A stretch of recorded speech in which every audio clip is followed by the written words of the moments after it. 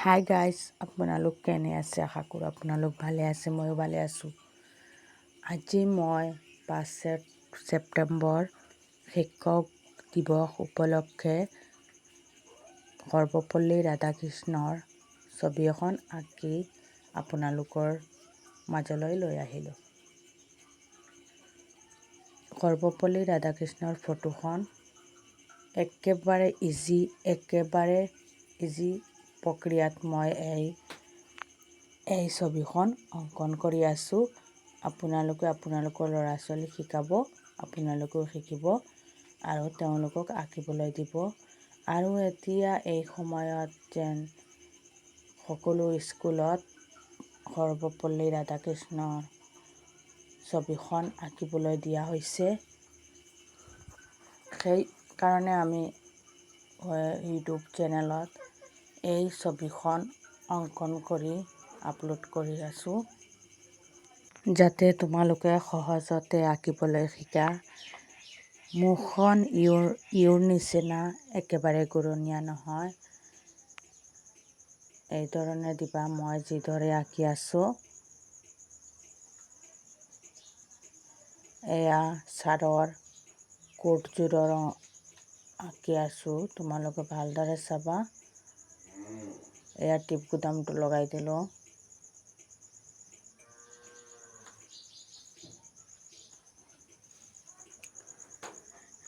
এতিয়া আঁকিম।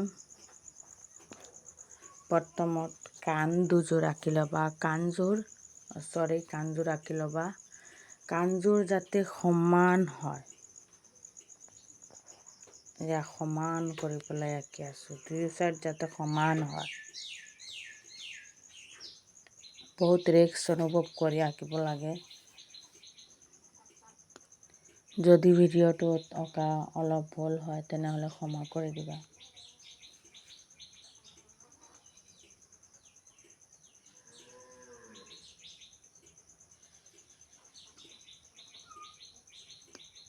এয়া মোৰ সমান তোমালোকক দেখুৱাই দিলোঁ। এতিয়া চশমাযোৰ আঁকি আছোঁ। চশমাযোৰ অঁকাৰ পিছত তাৰ ভিতৰত চকুজুৰি আঁকিম।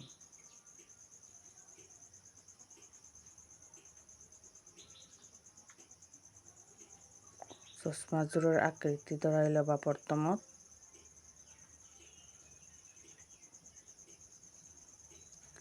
এতিয়া তাৰ ভিতৰত চকুজুৰি আঁকিম। চকুজুৰিত প্ৰমাণ দিয়ে যেন মানুহ চিনি পোৱা যায় চকুজুৰিৰ সহায়ত। সেইকাৰণে চকুজুৰি ভালদৰে চাই ল'বা, তাৰপিছত আঁকিবা।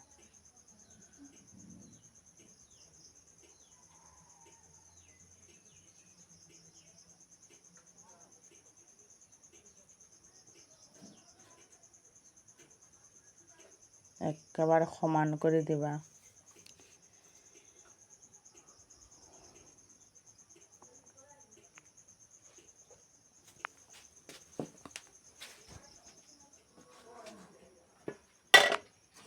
এতিয়া নাক আঁকিম।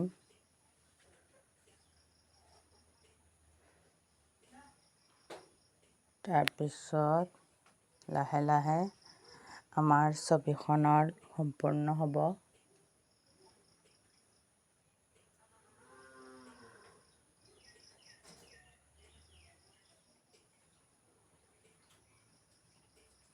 যিকোনো বস্তুত মনোযোগ সহকাৰে চালে আমি যিকোনো বস্তু আঁকিব পাৰোঁ, শিকিব পাৰোঁ।